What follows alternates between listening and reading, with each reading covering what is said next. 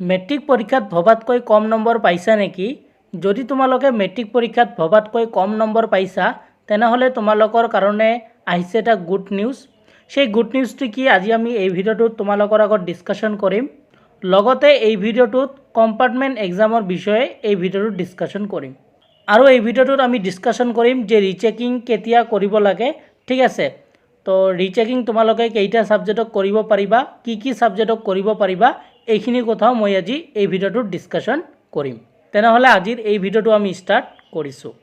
Student, তোমালোকে যদি matric পৰীক্ষাত যিকোনো ছাবজেক্টত ভবাতকৈ কম নম্বৰ পাইছা তেনেহ'লে সেই ছাবজেক্টটোত তোমালোকে ৰিচেকিং কৰিব পাৰা।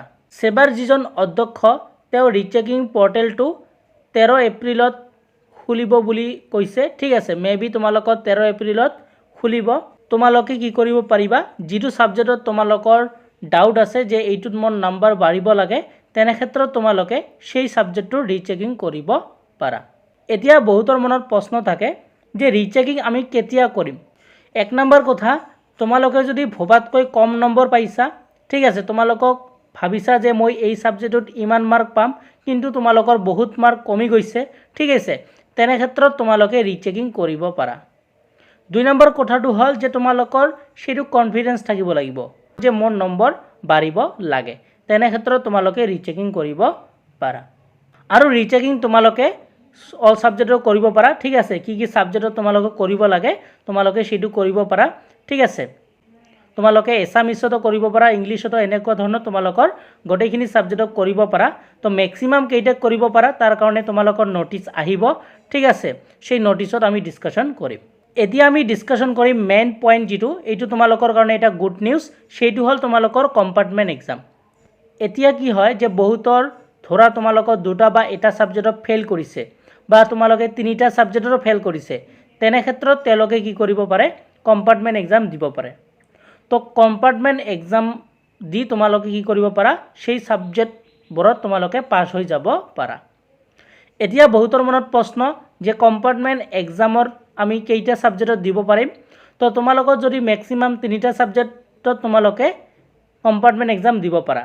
যদি তোমালোকৰ 3টাতকৈ বেছি তোমালোকৰ বেয়া হৈছে তেনে ক্ষেত্ৰত তোমালোকে কিন্তু কম্পাৰ্টমেণ্ট এক্সাম দিব নোৱাৰা। যদি তোমালোকৰ 3টাতকৈ কম বা 3টা ছাবজেক্টত বেয়া হৈছে তেনে ক্ষেত্ৰত তোমালোকে কম্পাৰ্টমেণ্ট এক্সাম দিব পাৰা। এতিয়া বহুতৰ প্ৰশ্ন যে কম্পাৰ্টমেণ্ট এক্সাম কেতিয়া হ'ব। তো তাৰ কাৰণে ন'টিফিকেশ্যন আহিব, ঠিক আছে। তো সেই ন'টিফিকেশ্যনটো আমি তোমালোকক এই চেনেলতে দিবলৈ ট্ৰাই কৰিম। তোমালোকে চেনেলটো ছাবস্ক্ৰাইব কৰি ৰাখিবা।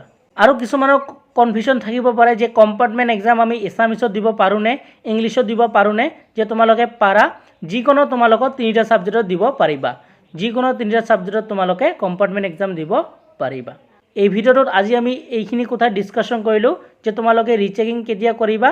যদি তোমালোকৰ ভবাতকৈ বেছি কম নম্বৰ আহিছে তোমালোকে ৰিচেকিং কৰিব পাৰা, ঠিক আছে।